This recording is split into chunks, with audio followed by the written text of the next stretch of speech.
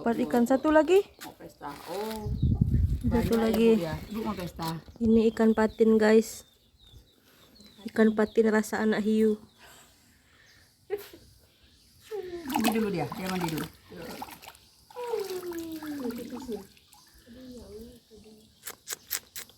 Lebih lebar dari badan ibu. Iya, makanya. Tak kuat diriku. Dari ini 2 kilo ada nggak nih? Kalau timbang lu. Ditimbang dulu, guys. Dua-duanya. Ya, dua-duanya. Barik ini.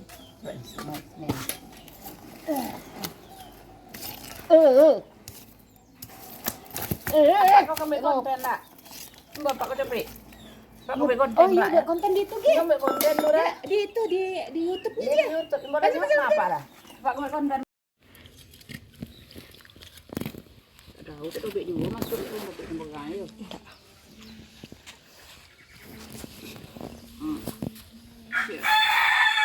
Berapa beratnya, Bu? Berapa beratnya? Ini beratnya 2,3. Yang ini? Yang ini 2,1. Wow. Wow, luar biasa pesta kita. Itu ikan patin rasa anak hiu. Iya betul. Pasti sana ini. Terus mau diapain, Bu? Pelet lo ini. Ini Mau. makannya dikasih sayur-sayuran doang. Sayuran dapur, sisa-sisa dapur, kemudian daun keladi, buah-buahan itu makannya tanpa pelet. Mantap. Wah, Terus itu mau diapain, Bu? oh rencana ini mau dibakar sebagian, kepalanya mau diasam parit, Oh, dibakar filet, mau dipotong. dibakar filet ini, Oh. lagi dipotong nih, lagi difiletin.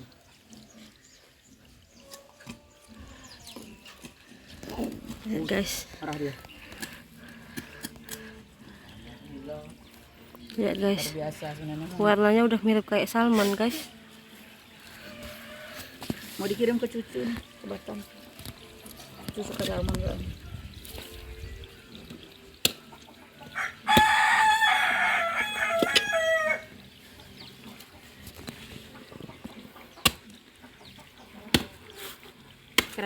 Karyawan Pak Ijat yang satu ini senang nangkap ikan kerjanya.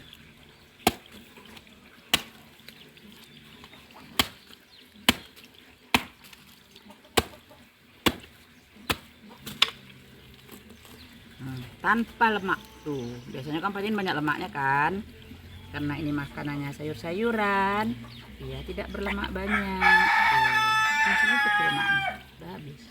Tuh kan, biasanya patin berminyak banget ya, jadi enak kalau makannya. Ini enggak, karena makanannya sayur-sayuran, dagingnya jauh lebih gurih dan padat.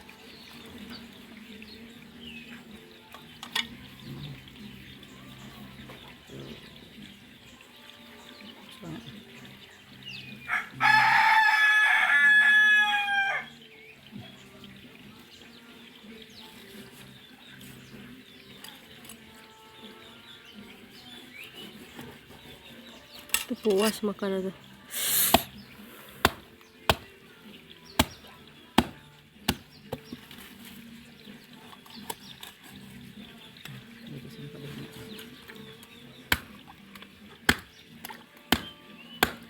Mana lah sepenuh ada ikan daging.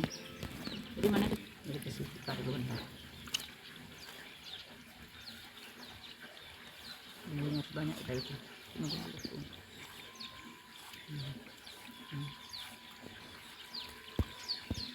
Ikan doang kita nggak makan nasi. Jadi kirim ke mami.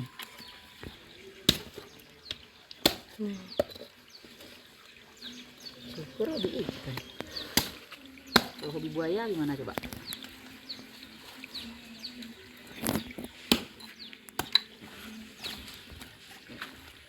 Tunggu dulu.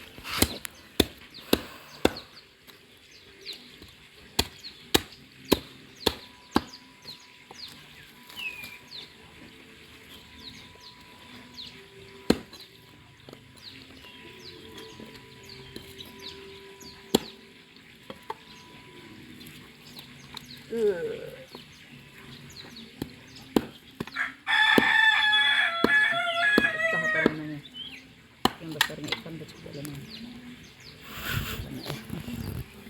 belah dua talenannya.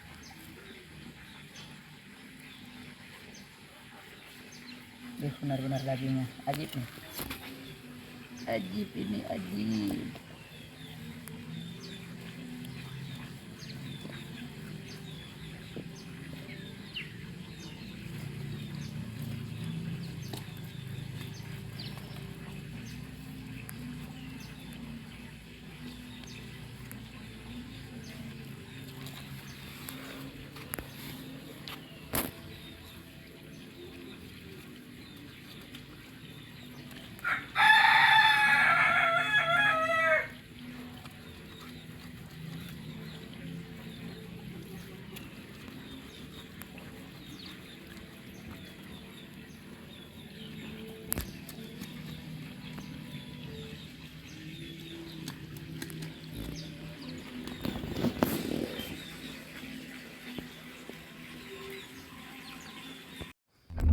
Halo sobat semua, hari ini saya akan berkunjung sekalian bersilaturahmi dengan Bapak Al-Fadri.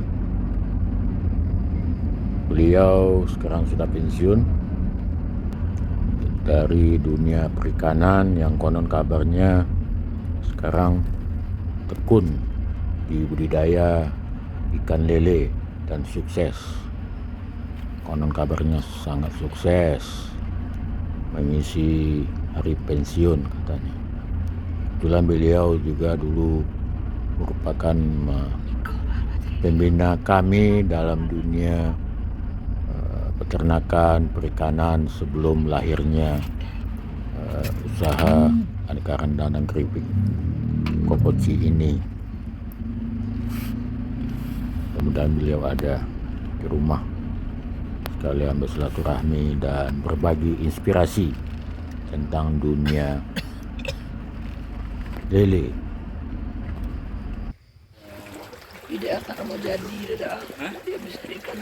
Assalamualaikum Pak Al-Fadri, mantan pejabat yang serius budidaya ikan lele di masa pensiun dan sukses.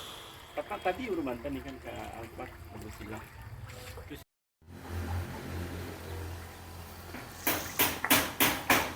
Ini apa nih Pak? Ini induk betina ikan lele mutiara. Lele mutiara. Lele mutiara. Nah, ini yang jantan, ini yang betina. Induknya. Oh, dipisah kamar. Dipisah kamar. Biar privasinya terjaga.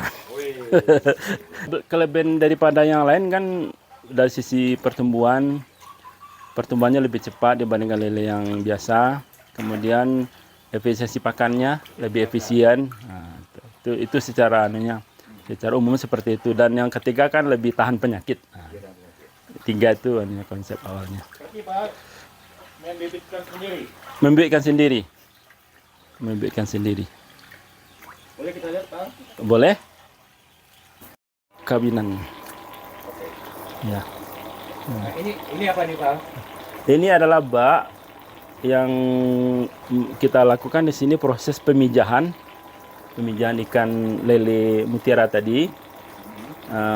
Bak ini dua fungsi, sebagai proses pemijahan juga sebagai proses penetasan.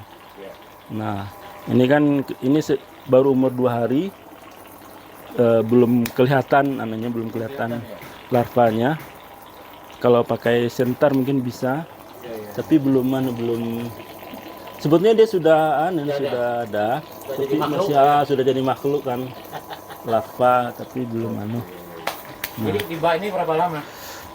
Paling lama 5 hari. Oh 5 hari. 5 hari. Paling lama 5 hari. Pas 5 hari.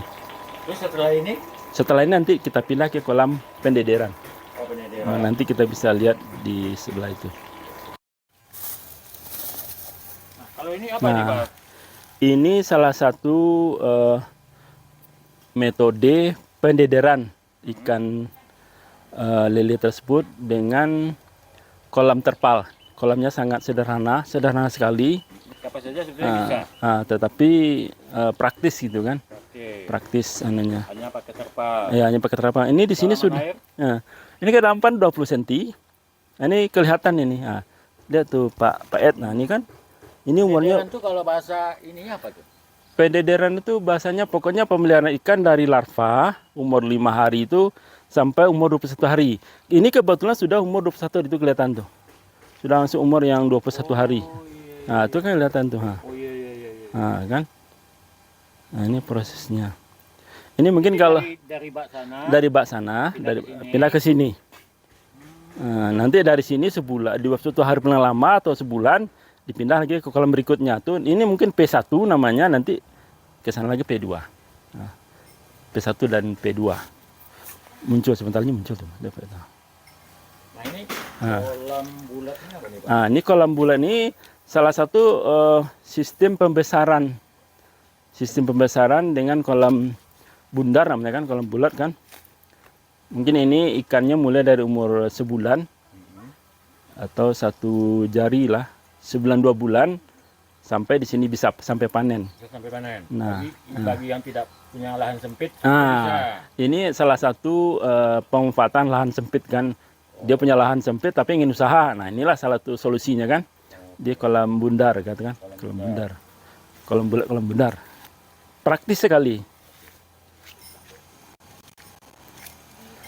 Nah, ini. Lihat Pak ini. Wah, ini ternyata Pak Al Nah, punya lahan cukup nih. hmm.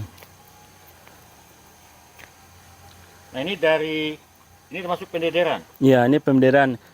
Kalau yang tadi sistemnya kan di kolam terpal. Nah, ini yang di kolamnya kan. Di kolam beton. Di kolam beton. Nah, kolam beton ini juga baru umur 21 hari. 20 harian lah mungkin besok gue dipindah. Ini kelihatan nih ikannya. Nah, tuh. Tuh, ha. Nampak tuh kan. Oh. Hmm. Ini gede di atas lidi sedikit lah ya. Sebesar lidi. Ini banyak nih. Kalau malam banyak sekali tuh anunya Pak Ed. Nah, ini Azola ya. ya ini azola.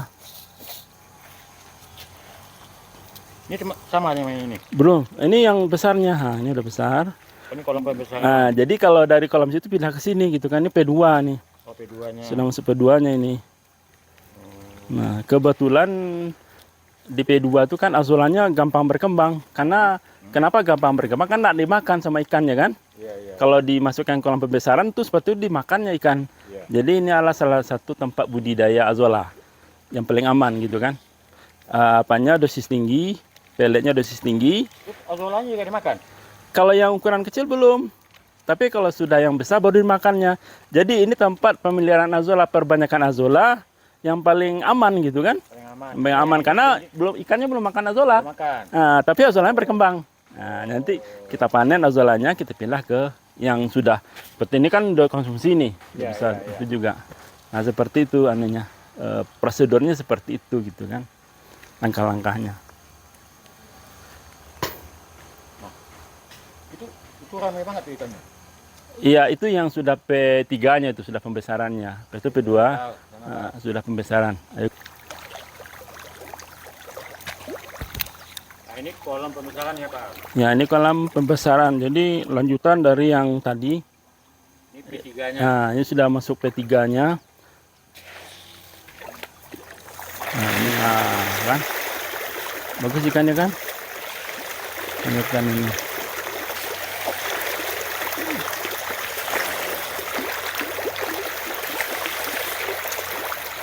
Sampai dikonsumsi. Nah, sampai ukuran konsumsi.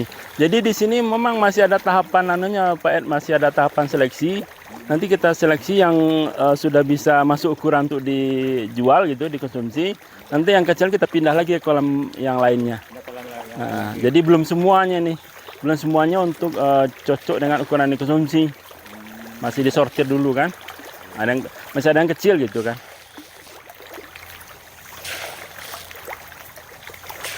Pak Al, kalau tidak salah Pak Al dulu PNS dan sekarang pensiun. Iya. Kok jadi kepikir buka usaha ini gitu?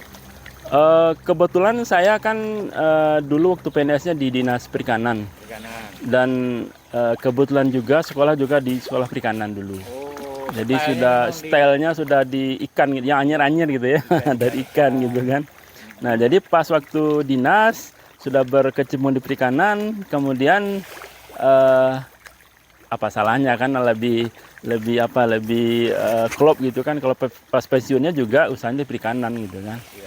Jadi istilahnya ilmu yang tinggal menerapkan ilmu. Di kedinasan, sekarang pensiun dimanfaatkan. Di selama dinas kita membina teman-teman pembudidaya. Nah, tapi setelah kita jadi pensiun kita dibina oleh dinas perikanan gitu. Jadi orang-orang dinas ke sini. Sekarang kita dibina. Kita buktikan. Kita buktikan. Bahwa kita juga bisa. Kita juga bisa. Itu Pak Ed. Nah, kita juga bisa kan? Nah, itu anunya. Tapi kebahagiaan kan di situ. Iya, mungkin kebahagiaan tuh itu yang paling penting ya Pak ya. Iya, di situ anunya. Pensiun itu ya kalau dipikir sebetulnya makan tidur juga sudah ditanggung negara kan. Iya. Sebetulnya. Ternyata bisa lebih memberi manfaat sesuai dengan bidang dan ilmu dan yang penting hati senang ya Pak. Hati senang. Yang penting hati senang, bahagia. Hati senang, uang dapat.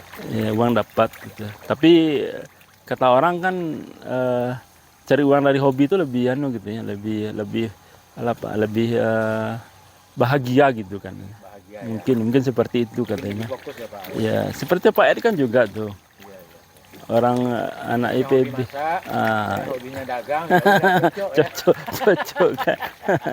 walaupun hanya tukang randang. Walaupun tukang randang, tapi cocok lah kan.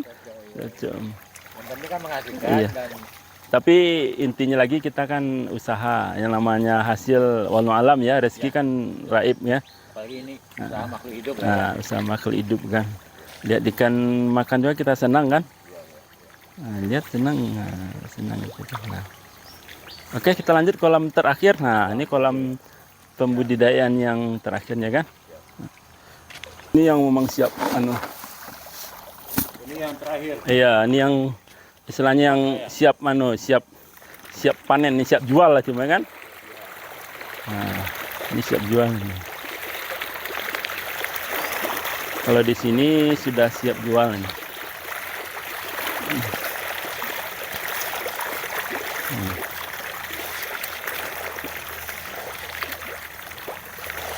Jadi Pak, sebelum pensiun sudah mulai berarti betulnya. Apa kuncinya? Mungkin Pak Ed, mungkin teman-teman juga yang lain selain Pak Ed kesini kan, wah enak bener pensiun langsung itu kan. Sebetulnya ini membangun tuh jangan dilihat sekarang gitu. Ini 10 tahun ke belakang, 13 tahun yang lalu ini dibangun dimulai ya kan. Pensiun sudah dimulai.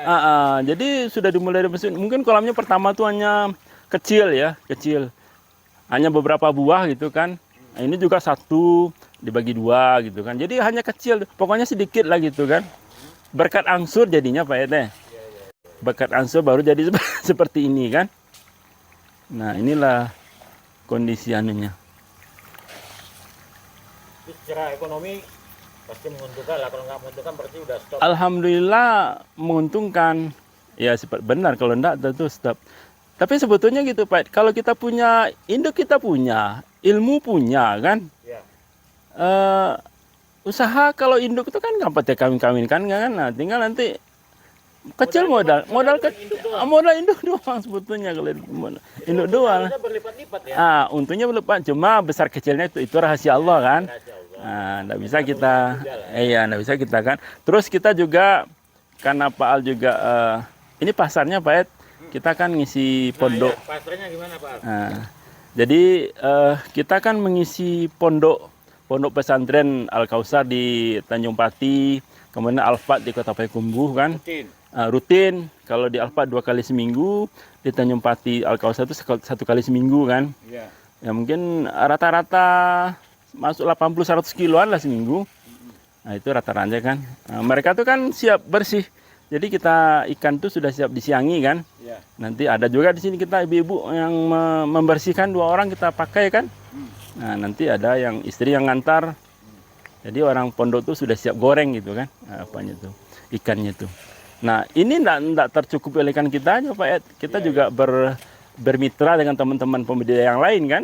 Ada yang di Talawi, di Mungka, di daerah Lareh gitu kan. Nanti kita tinggal calling-calling ikan panennya kapan gitu kan. Nah, itu. Cuma kita yang belum bisa men-set. Misalnya si A panennya tanggal sekian, betul tebar sekian. Nah, itu yang belum bisa. Dia kadang-kadang ikannya sama banyak, sama masih ada. Itu yang sama sekali panen gitu kan. Nah, itu anehnya Pak Ed. Kelemahannya. Mudah-mudahan nanti dalam jangka panjang bisa kita bisa diperbaiki kan. Nah. Sama dengan saya nanam singkong juga jangan sekali sekaligus. Nunggunya 1 tahun. Ya seperti itu lagi kan. Harus ada tahap-tahapannya mestinya kan. Harus ada berbagi berstep-step. Kira-kira pesan buat ya buat kita semua lah. Buat kita semua lah ya. Punya style perikanan atau fashionnya. Iya, mungkin pesannya gini Pak Ed, kebetulan saya kan pensiunan. Jadi tentu sebelum pensiun tentu aktif pegawai ya. Iya. Pegawai itu kan bukan hanya pegawai negeri, mungkin dia pegawai BUMN kan, pegawai anu lah kan, yang dulu waktunya banyak untuk pelayanan publik gitu ya. Nah kemudian untuk pensiun kita harus bersiap-siap gitu istilahnya kan. Iya. Kita harus bersiap-siap. Apa kira-kira setelah pensiun? Karena masalahnya antara pensiun dan aktif tuh memang seperti membalik telapak tangan gitu dari keuangannya ya, membalik telapak tangan gitu kan. Jadi jangan sampai kaget gitu kan. Nah kaget kan, nanti sampai kaget pas pensiun tuh kok malah kalau sekadar kaget sih masih masih aman gitu. Tapi kalau yang ada sampai stres pula nanti kan, gitu kan. Nah. Jadi memang perlu teman-teman yang masih aktif pegawai memang harus bersiap gitu kan, bersiap untuk pensiun gitu, menyambut pensiun gitu kan, dengan berbagai macam kegiatan tergantung yang yang keahlian masing-masing kan. Mungkin ada yang di peternakan, pertanian gitu kan. Kebetulan saya kan di perikanan kan. Nah, itu. Atau setidaknya kalau pegawai umum kan mungkin nanti siap untuk tanah disiapkan untuk apa? Untuk ladang gitu ya. Tapi ada juga yang Pak, ada juga yang katanya dipisahkan untuk warung. Ada yang teman-teman toko kan, warung kecil itu kan nanti jualan, ada juga gitu kan. Intinya memang harus dipersiapkan. Persiapkan untuk karena setelah pensiun panjang lagi gitu hidupnya ya. Saya nanya Pak, kenapa harus lele? Banyak jenis ikan yang lain. Sebetulnya Pak Ed, apapun usaha kita harus ingat, bukan sama aja, intinya pasar. Kebetulan saya penjaringan tuh pasarnya malah lele gitu kan. Makanya lele saya usahakan. Di samping lele sebetulnya saya juga punya usaha gurami, benih ya, benih gurami yang dikelola oleh istri kan. Nah, jadi juga punya benih gurami gitu kan. Jadi kalau misalnya mungkin Pak Ed pesan benih gurami juga bisa nanti saat ya, atau teman lain gitu kan bisa juga. Tapi benih guraminya ya ukurannya memang yang kecil. Paling ukurannya umur sebulan 2 bulan gitu ya. Segede jari? Belum, masih kecil. Masih kecil sebesar kuku lah gitu kan. Nah, kalau di sini samping lele ini, Pak juga jual bibit gurami. Ada jual bibit gurami tapi yang dikelola oleh istri gitu ya. Istri bermitra dengan petani. Bermitra dengan petani. Ada di situ yang yang kita dudukkan istilahnya kita pondokkan di situ. Yang mengelola lah gitu kan. Jadi pemberdayaan terhadap Nah, seperti itu Pak Ed. Mungkin itu yang bisa Pak Ed dibantu, mudah-mudahan ada manfaatnya bagi teman-teman. Iya. Bisa menimbulkan inspirasi ya. Baik yang pensiun maupun yang akan mau usaha apa gitu kan ya. Ya itu. Tapi intinya kata kunci itu Pak, apapun yang kita usahakan kita pasar dulu lihat. Ya kan? Kan agrimis ini kan. Pasar dulu lihat, pasarnya mana yang mungkin baru teknologinya gitu kan. Masalah teknis sebetulnya bisa belajar. Teknis bisa, sekarang Google banyak bisa dilihat di internet, tinggal buka aja belajar. Misalnya tanam cabai ada di situ kan, tanam apa gitu, ternak sapi ada kan. Nah, itu aja. Cuma pasarnya ada enggak, dijual kemana nanti kan. Nah, jadi pasarnya dia alhamdulillah Pak Ed, itu saya yang syukurnya ada teman, ada saudara yang di pondok-pondok itu gitu kan. Nah, itu yang menyebabkan. Oke Pak Al, terima kasih atas inspirasinya. Ini saya videokan, mudah-mudahan jadi inspirasi ya. Iya, amin. Ada manfaatnya. Semoga sehat selalu Pak. Sama-sama. Assalamualaikum. Waalaikumsalam. Calon indukan koi lokal. Tunggu aja 3 bulan lagi, boleh dipilih. Oke bro.